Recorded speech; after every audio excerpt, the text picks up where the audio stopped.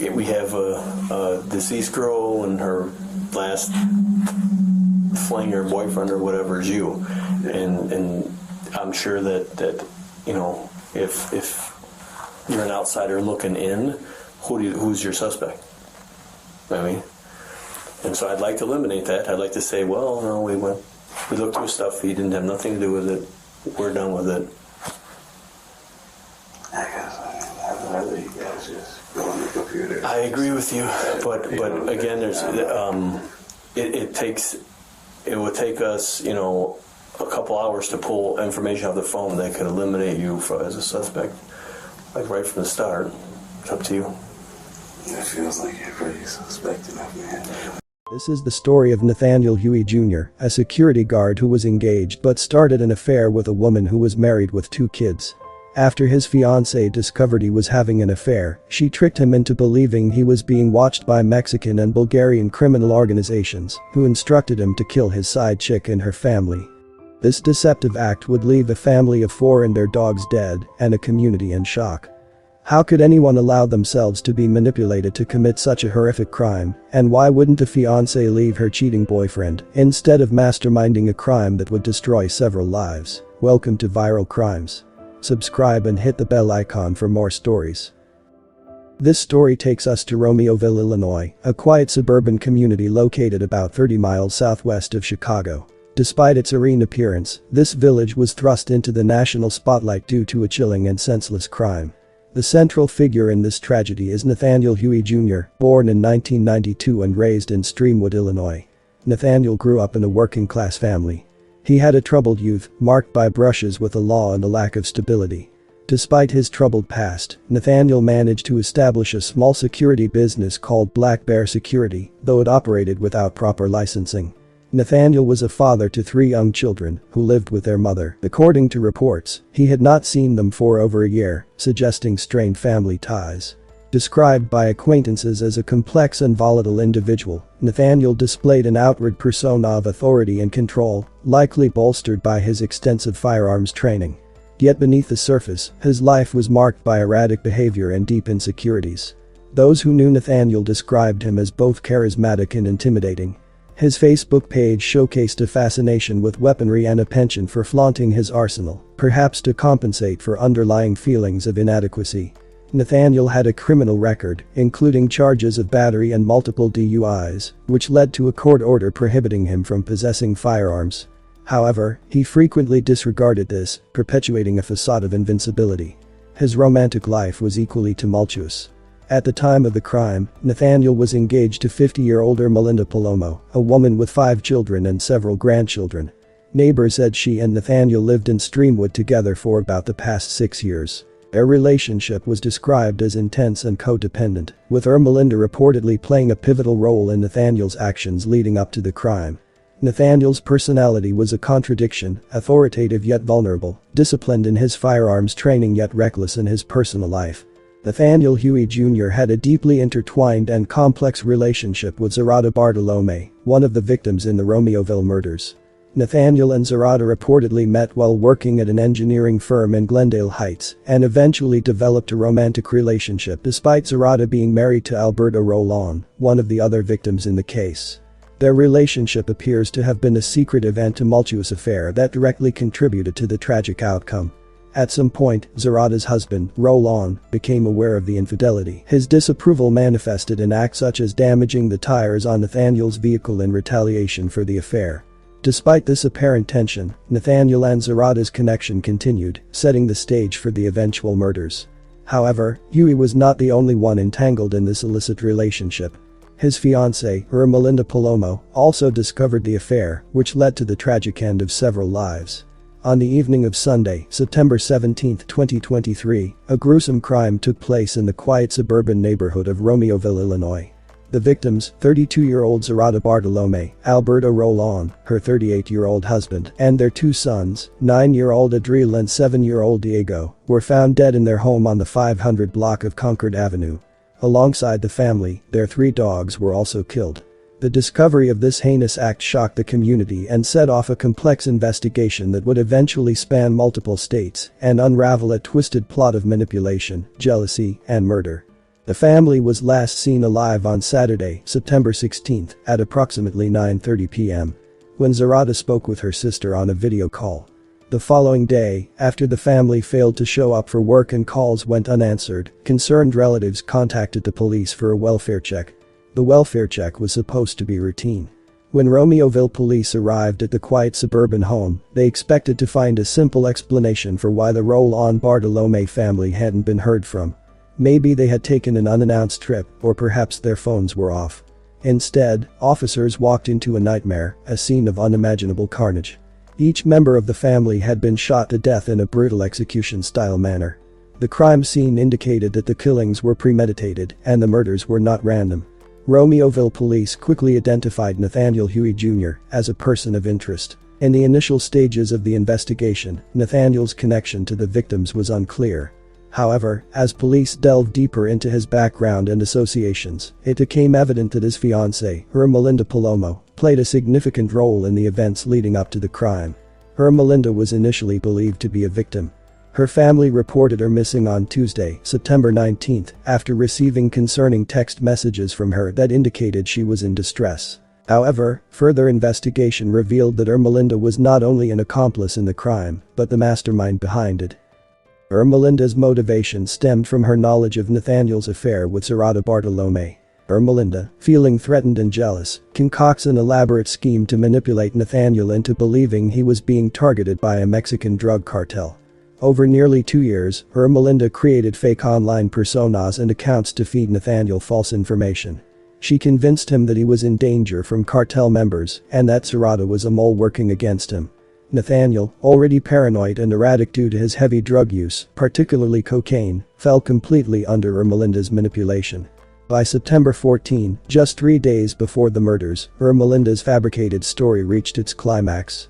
She convinced Nathaniel that Zarada was the key threat and needed to be eliminated. Together, they meticulously planned the attack. They researched the layout of the roll-on Bartolome home and the surrounding neighborhood, noting the locations of cameras and vacant properties to avoid detection. They also communicated using two-way radios during the attack to ensure they remained coordinated. On the morning of September 18, just hours after the bodies were discovered, police visited Nathaniel at his workplace in Glendale Heights. Body camera footage shows Nathaniel denying involvement in the crime and refusing to allow officers to search his phone or vehicle. So we were talking with the bosses, and they said, well, we already went through phones, they already got one half of the conversation, and you said you talked to her on your phone, right? Okay. So what we'd like, or what we're asking for, is consent to get the text messages off your phone between you and her, or Snapchat or whatever it is between you, so we have both sides of it. We're trying to eliminate you as a suspect, You but... can go on the computer, right? You can get it on the computer. No, we have to take the phone, we plug it in, we take it out, and then we give your phone back. Oh, I don't even have anything in there. That's even better. I tell you. No, I believe you, but... Well, yeah, I mean, just let me see it. But, I mean, I believe you, it's just the problem is that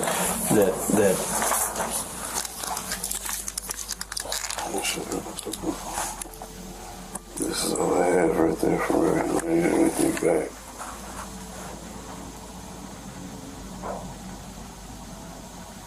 Oh, this from this morning? Yeah. Everything else, though, you have to grab it from the computer. Well, I mean, it'll be on there. It'll be on your phone. You can't. Still in the thing. In the catch. When you delete stuff, it's never actually... So let's just say you have like a 64 gig phone, you use about 58 of it, the rest is the catch, it stays in the catch. And why I asked is the bosses called right away, they were like, we'd like to see if we can get the stuff, from your end back that way, and see if maybe your husband got wind of it and pulled it off or something. So we just want to take a look. I mean, on our side of it, we can get a search warrant, to go through the phone, and it's take a little longer. But on the fastest way would be consent, pull it off, and give your phone back. Than it would be to, and again, I explained to you earlier, I'm trying to eliminate you. Yeah. I mean, we have a deceased girl and her last flanger boyfriend or whatever is you, and I'm sure that you know, if you're an outsider looking in, who's your suspect? I mean, and so I'd like to eliminate that. I'd like to say, well, no, we looked through stuff. He didn't have nothing to do with it. We're done with it. I guess I'd rather you guys just go on the computer. I agree with you, but again, there's it would take us, you know, a couple hours to pull information off the phone that could eliminate you as a suspect, like right from the start. It's up to you. It feels like you're pretty suspecting of me. Well, I mean, I'm not joking with you. We anytime somebody dies, you look at the husband, the boyfriend. If it's a girl, if it's a guy, you look at his wife and any kind of lovers he had, and we look. That's what we look at. We start there, and then this person was at work, so we eliminate that. This person was, you know, we went through the phone. There's nothing between those two. No threats.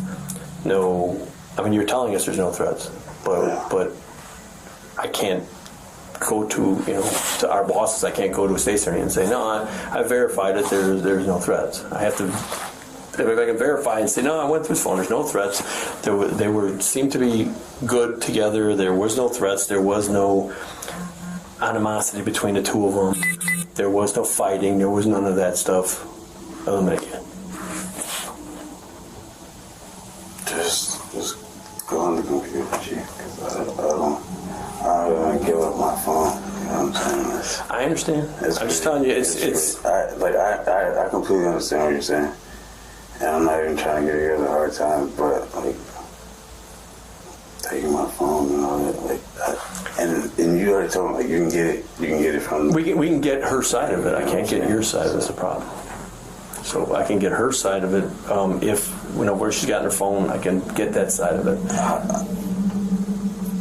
How about this? How about I come see you guys later today after work or something like that? Because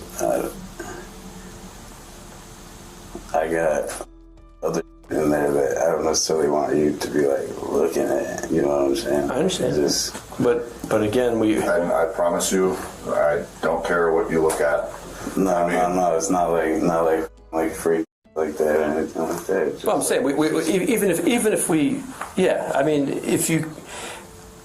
Again, I'm asking for consent. The consent means that we plug it right in, we dump it because you've told us it's okay. Without that, then we have to get a search warrant. If we get a search warrant, then we have to type that up, and it's going to take longer. I can bring it down to you guys, and you can dump it all you want to. We're cool with that. We'll be there. The address is on the card. Well, let me step out. Right after work. Yeah.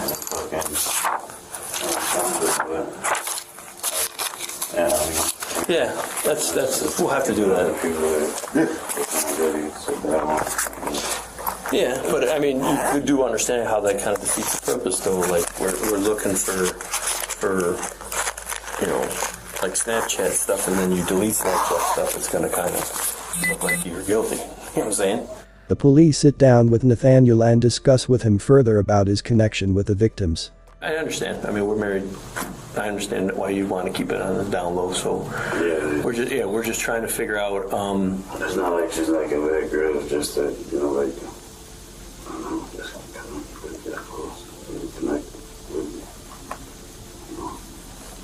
All right. What kind of car do you drive? GMC Denali. Denali, like a SUV. Yeah. Okay. Like that model. Oh, okay.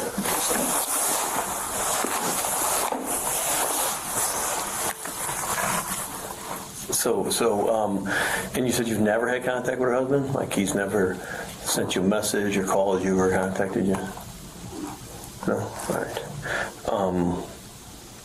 Do you have any of, like, information, like any saved text messages or Snapchats or anything from her?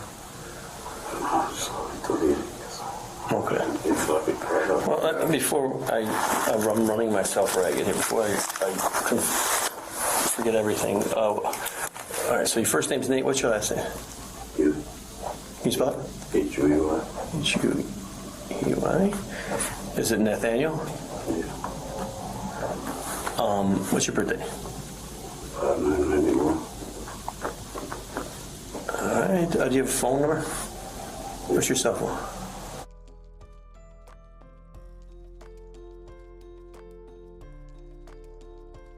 All right. Well, I'm not trying to ruin your marriage or life, so not like I'm gonna, you know, I'll try to keep this, if we can, you know, from just with us in this room talking. But we're trying to figure out what happened at that house.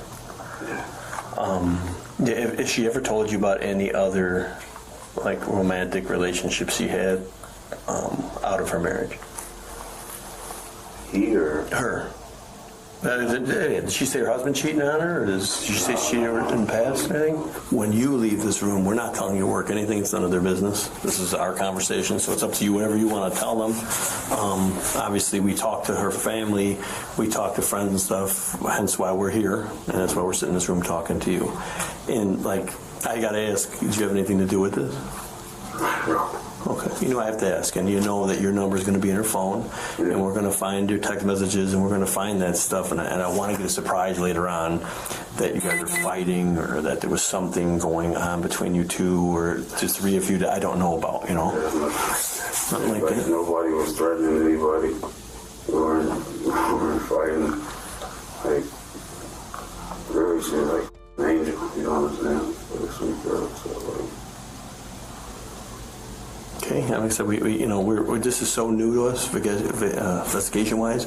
We have tons of videos to go through, and license plates, readers, and like text messages, Snapchat messages, and all that stuff. So it's so in the beginning of this investigation that we're just kind of reaching out to talk to all her family, friends, and everybody like that. And that's why we're here talking to you. And I just hope, I mean, in your head, if you could think of something like, oh, you guys should know about this, it's the time to tell us now before we find it later on, you know, in the computer, or we find it in a phone message or something. Shortly after that interaction, surveillance footage captured Nathaniel meeting with an unidentified man in the parking lot. Nathaniel handed over an AR-15 assault-style rifle and a duffel bag containing firearms and ammunition. This man later told police that he had transported the weapons at Ermelinda's request because she appeared frantic and scared. Detectives also speak with Nathaniel's girlfriend, Ermelinda Palomo. Hello. Hi, Ermelinda. My name is Detective Garcia. Hello. From the Romeo Police Department. This is Detective Wagner. Hello. I know you know what's going on and why you were here. Okay? I know you were talking on the phone with your husband right now. Husband Okay. or boyfriend? It's just a boyfriend. Okay. Does he live here with you? How long have you guys been together? 2015. Okay. We're investigating a murder. Okay? Who murdered someone? So, we have in our possession some phones, okay? And in those phones, we're doing what is called a phone dump. So what happens is if anybody's talking on a text app that you can download, for example, Text Now, we can retrieve those messages. Okay. We have retrieved those messages, all right? We've read them. They're pretty clear that somebody's pretty upset at the victim, okay? Is there any way that these text messages are going to come back to you? Or your name, or your phone, or anything associated with that? Okay. We'd like to speak with you without him present. Are you okay with that? Sure, do you want me to walk away? Wherever you're comfortable. Wherever you're comfortable, right? Well, the dogs are all around, so... Oh yeah, but we're out front or in the house in the backyard, right? I'm not saying go in. I'm not saying go in the house, but we can talk with you out over here. If you're okay with that? We can go over by my car if you'd like. Let me get my jacket. Okay. Sure. Thank you. You want to sit in the front? You want to sit Yeah. in the front? Whatever. No, sit back. No, you can have a seat in the front, passenger. It's all loud. I don't want him to come out. Ermelinda, do you mind if we drive down the street? If he comes out, he's probably going to tell you to go back inside. Are you going to do that, or what do you want to do? Well, you guys obviously have me. You can't really say much, right? Well, it's what we want to talk to you alone, separate from him. That's what we're I trying want to to make sure do. that you're safe. Okay. Can we go by the park? Sure. Yeah. Down that way? Okay. Do you want to What I'm gonna do is I'm just gonna document mileage and stuff. Okay? You know everything's, we got body cams on. Just tell me where we're going. Go to text. Yeah. Of course not.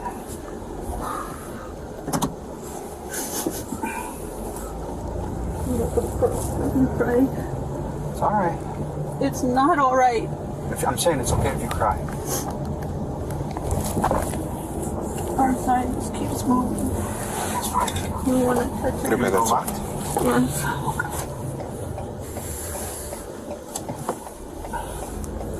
So this, do you want to go to the Streamwood Police Department? Isn't that down the street or no? Would you rather just... Just lay here by the park. If you do a U-turn, park in front of the park. Okay. Oh, Sunnydale? Mm-hmm.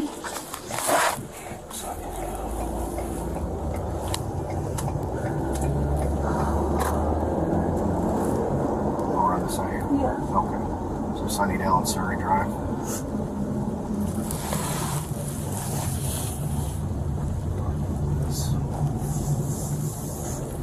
Sunnydale Park. Okay. Okay.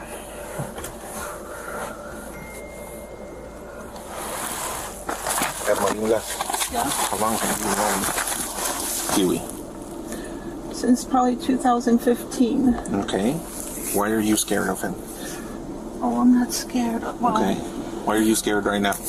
because when I called him, because I was scared, I didn't know where he was. Okay. He said, someone's following me. Okay. So I called. And then I heard him say, why are you following me? Do you want to search the car? And then someone said to him, there are messages from you, and it's because her husband found out you were having an affair. And I didn't know that You didn't know what? he was having an affair. Okay. When did you find that out? Right now? No. Okay. When's the last time that he had an affair? Because I know this is not the first time. No, it's not. Okay. When's the last time you knew he had an affair? When we first started dating. 2015? 2015 to maybe 17. You know what? His son was born, and he said, I'm not having any more affairs. I'm not cheating on you. Okay. Stupidly. Okay. Do I know if he stopped? No, I don't know. Okay, so the last time you Well, hold knew? on. Okay. So then I had a party at my house. And I fell asleep, and apparently he said someone kissed him, and that was so I don't know, maybe it was 2019. Okay. And he said, no, she kissed me, and that was it. Come on. We're all drunk. You know him better than we do, so. Anyways, he said that he was no longer going to do that. Okay. That's why I'm upset. Do you know any of the names of the affairs that he's had in the past? Any of the female names? He was with his... I don't know names. I know that they said one time to me that he's probably with a lot of people. Okay. But he had recently said, I haven't been with a lot of people. I don't know. Do you trust him? I obviously can't trust him now, can I? But you said you believe he's had multiple or many affairs while you two have been together? I was hoping that they were done because I was hoping to trust. When you find out about him, like what happens? Do you guys get into arguments? Do you talk to the women that he's having affairs with? No, for what? I don't know. No. Leave your man alone kind of thing? No, I'm too old for that. I'm 50 years old. There's no reason for me to, no. And quite honestly, it's not the female's fault. It's his fault. Right. So, no. I mean, obviously you get upset over it. Well, yeah, I'm trying to hold it back right now. But like I said, I probably went through years. I mean, yeah, I had said he was doing security, and I had said to him, are you cheating on me? And he said, no, you know what? They flirt with me, but I don't fall into that. What kind of security does he do? Like at clubs. Like a bouncer? Yeah. Is it armed security? No, I don't think he can carry arms there. Okay. Does he own guns? No. No. Has he ever been known to have guns? Mm-mm. He has that, give me a second, please. Mm-hmm. He goes to Milwaukee, Bristol, and it's not paint, it's airsoft. He does airsoft stuff? Yeah, he does airsoft. He's in a team. I'm sorry, now. Okay. Do you guys have water? I don't. This is a sealed drink. I'm not taking that from you. I'm No, sorry. sure, okay. Yeah, because that's a big thing. Well, if you don't want to drink all the thing, obviously you can drink. We'll throw it out when you're done. Yeah. And airsoft gun. okay. He has an airsoft gun. That's it. How sure are you that he doesn't have a gun? I'm actually very positive. Okay. You've never ever seen him with a gun? Well, we go to the range and we'll shoot. So he has a Ford card? No, he does not. So how does he shoot? I have a Ford card. Okay. That's Do you own any guns? Yes. Have you ever met Zoraida? No. Have you seen a picture of her? No. So that name comes up to you because you saw it? Well, really, that name stuck in my head because that night I thought, are you cheating on me? Was the person calling in? They're calling in. Okay. More than once. And it was a long name. I thought it was Bartholomew, actually. Mm-hmm. It was a long name, but...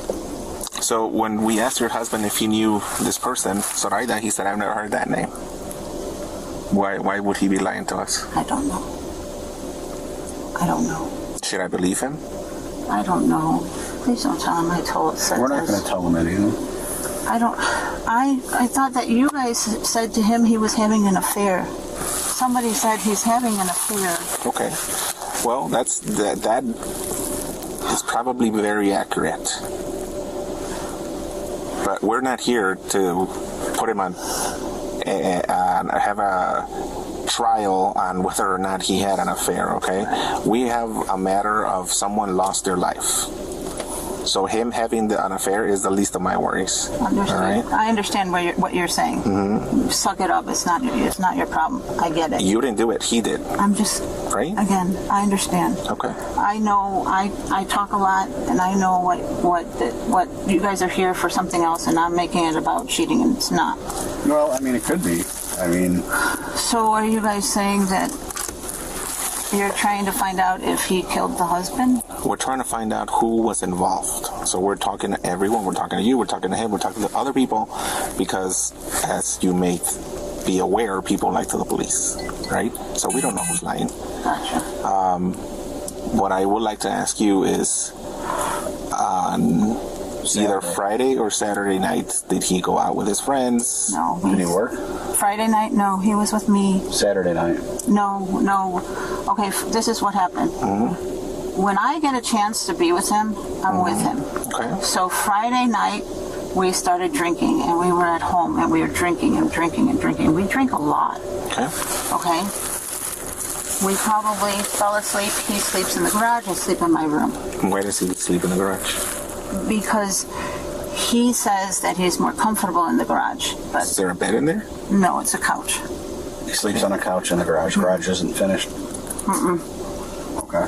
I know, but that's not why we're here. And I don't mean to be rude. No, you're not being rude at all. I'm just saying I'm not going to get in. Right. And now I know. So we were drinking, and then we woke up and we were hungover. On Saturday? So he said, we got to move. I said, okay, I really want to go to Ross. I want to buy some jeans. And then he said, let's get something to eat. I said, okay. I said, you decide. He said, okay, let's go to Jersey Mike's. It was still day. And I got home. I fell asleep. And apparently I woke up and yelled at everybody. What time did you fall asleep at? I don't know, it was day, it was still day. But he was with the kids playing GTA. Okay. And then my daughter had said to me, did you wake up in the middle of the night? And I said, no, why? And she said, well, I was just wondering because you were yelling at everybody and it seemed like you were just sleeping and I think I heard you talking in your sleep. I said, no, I didn't. And then I said, maybe it was Nate that was talking in his sleep. And she said, no, Nate was snoring because the door was open and everybody was hearing him snore. I said, I didn't hear that. And then I think we woke up Sunday like 9 and I said, we need to do laundry.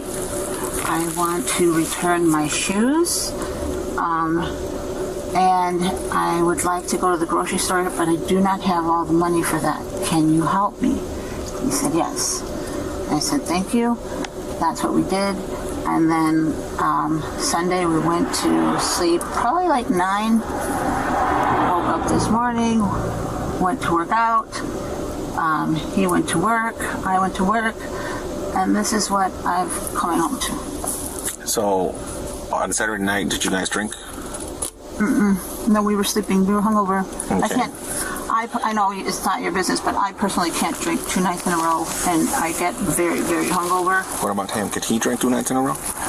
I guess he could, but if nobody was there, so he was sleeping because we were up pretty. I want to say my daughter said, no, her boyfriend said, I heard Nate Saturday morning.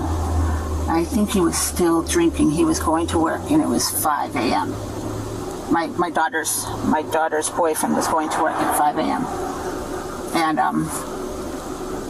No, Saturday morning or Sunday morning? Saturday morning. And then when I woke up for a brief moment Saturday, maybe like 1, 2, he was still sleeping. And so I went back to bed. And then I don't know what time we went to Ross. How do you know he was still sleeping if you guys sleep and Because separate? I saw him. He had the garage door open. Remember I said my daughter heard him snoring? Mm-hmm. He had the garage door open. So I got up, I looked, and he was on the couch. Well, you're right. Maybe he was facing the couch, not sleeping. Okay, if he were to leave in the middle of the night one day, would it be safe to say that you probably would have not known? No, I think everybody knows when he leaves because when you slam our door, the front door, you don't even have to slam it. Like you hear it, and the house is, it's fragile. You hear everything. So no, especially like maybe if I would like Friday night, maybe because we were drinking, and if I would have passed out on Friday to in the morning, maybe he could have done that. But I had been sleeping off a hangover. So. Did you go anywhere Saturday night then? No, I was home. Well, it wasn't night. It was afternoon. No, I did not. I was here. Are you telling me the truth? Yeah. 100%? Yeah. You wouldn't be covering for Nate at all? No, he was here. Even my daughter said he was here. Feeling the pressure from detectives, the couple decided to flee Illinois. The couple fled Illinois, heading south to Oklahoma, intending to carry on with their lives as if nothing had happened. Before they left, Nathaniel made a startling confession. The day before their escape, he sat down with his mother and told her everything, that he was the one who had killed the family in Romeoville. This confession would soon help close the case. Authorities in Oklahoma spotted a vehicle matching the description of Nathaniel's black GMC, parked outside a Walmart. When the couple exited the store, they found police waiting for them and attempted to flee. This led to a high-speed chase along Interstate 44, which ended in a single vehicle crash when Nathaniel lost control of the car, causing it to burst into flames. Police officers at the scene reported hearing 2 gunshots from within the burning vehicle. Inside the car, officers found Melinda with a gunshot wound. She was rushed to a hospital in critical condition, but later succumbed to her injuries. Nathaniel was found dead in the driver's seat with a self-inflicted gunshot wound. The Oklahoma medical examiner's report confirmed that Nathaniel had shot Ermelinda before turning the gun on himself. As the investigation continued, police recovered a duffel bag containing firearms from Ermelinda's vehicle, but they were unable to locate the murder weapon used in the Romeoville killings. Police reports indicate that Nathaniel and Ermelinda meticulously planned the murders, but left no clear evidence of the weapon's whereabouts. Despite extensive searches and interviews with associates, the weapon remains missing to this day. The case was officially closed after investigators concluded that Nathaniel and Ermelinda were solely responsible for the murders. The Will County State's Attorney's Office reviewed the findings and did not file any additional charges against other individuals. However, questions remain about the extent of Nathaniel's manipulation by Ermelinda and whether any associates who helped dispose of evidence should face charges. Nathaniel's mother's silence has sparked outrage. Some believe that had she come forward, the police might have apprehended the couple before they fled. Prosecutors have declined to comment on whether Nathaniel's mother will face any legal consequences. One official dismissed the matter altogether. It's irrelevant now. Both suspects are deceased. It has been more than 1 year since a Romeoville family of 4 and their dogs were gunned down in their own home. Now, the murder suspect fled to Oklahoma with his fiance, where they died in a murder-suicide following a fiery police chase. It's been about a year. The police department in Romeoville just wrapped up their investigation and found shocking new details about what they say happened inside that home last September and who they say is responsible and why. It started here on this Romeoville block September 17th, 2023 as a wellness check. Alberto Rolón, Zoraida Bartolome, their 2 boys ages 7 and 9 lived in the home. Alberto didn't show up for work and Zoraida's family couldn't reach her or the kids. New video from Romeoville police shows the moment they responded. Oh God, dogs are dead. 2 dead dogs. Officers found a crack in the window and overturned tables inside, the first sign something was awry. Inside, Zoraida, Alberto, their 2 kids and 3 dogs shot and killed by a combined 20 bullets. Police reports show investigators used iPass video, Ring doorbells, cell phone towers, and flock cameras to find a man named Nathaniel Huey Jr. Documents show he was Zoraida's co-worker, claiming they were having an affair, and say his partner, Ermelinda Palomo, knew about it. As police were looking into Huey as a suspect, he and Palomo fled. Her family initially filed an endangered missing person report believing he took her and that she was in trouble. That brings the story 600 miles away to Catoosa, Oklahoma. Footage obtained by NBC5 shows Huey and Palomo days after the murder together, walking into a Walmart side by side. Inside the store, surveillance shows them shopping. They leave the store together, smiling. A short time later, a flock camera system in the parking lot picked up their license plate, and as they got into their vehicle to take off, Catoosa police squad cars were right behind them. The chase ended in a fiery crash. Get out of the car! Body cam footage shows the vehicle in flames. Police say Huey shot Palomo and then himself inside. Armed and dangerous murder suspect. Out of where? Illinois, I think. An Oklahoma officer on scene tries to piece together who they were. She's the missing person, endangered. He's the murder suspect. Another isn't so sure. It looked like she was being held against the will. A new report from Romeoville police obtained by NBC5 News paints a much different picture. So who was Ermelinda Palomo, and why was that Romeoville family of 4 killed on that tragic night? Last September, Palomo's family attorney said this. The family wants to make it clear that Ermelinda had nothing to do with the murders in Romeoville. But an investigation revealed a year of manipulation and deceit. Police say Palomo was aware of the affair Nathaniel was having with Zoraida. They say investigators analyzed iCloud backup records and found Palomo created multiple fake online profiles and phone numbers to communicate with Huey. He thought he was talking to members of a Mexican cartel that had ties to Palomo. Police say Huey didn't know those fake accounts detailed a virtual world Ermelinda created. One account persuaded Huey he was a cartel hitman. Over the year, the messages escalated until one day the account told Huey he needed to kill Zoraida and her family. So Huey, believing he was now a part of this dangerous cartel, carried out the murders while police say Palomo was in the car outside waiting. The report says Huey admitted to committing the murders to a police informant because people were after him. The officer's report says there's no reason to believe Huey ever knew she was the one behind the accounts, and he likely died in Oklahoma without ever knowing that truth. Romeoville's police chief says nothing can justify a senseless act of violence, and this case unfortunately does not mean closure for so many continuing to grieve. The aftermath of the crime left 2 grieving families and a community in shock. Memorials for the Roland Bartolome family grew outside their home, and neighbors expressed their deep sorrow and fear. Many struggled to understand how such a horrific act could occur in their community. Ermelinda's family initially believed she was a victim taken against her will. However, the police investigation revealed that she played a pivotal role in orchestrating the murders. Her manipulation of Nathaniel through fake threats and personas over the years demonstrated a calculated and sinister intent to eliminate Zoraida Bartolome as a perceived rival. Romeoville Police Chief Brant Ramatka expressed the lingering impact of the crime on the community and the police officers who worked on the case. In a statement, he acknowledged that while the case had reached its legal conclusion, the emotional toll would remain for those affected by the tragedy.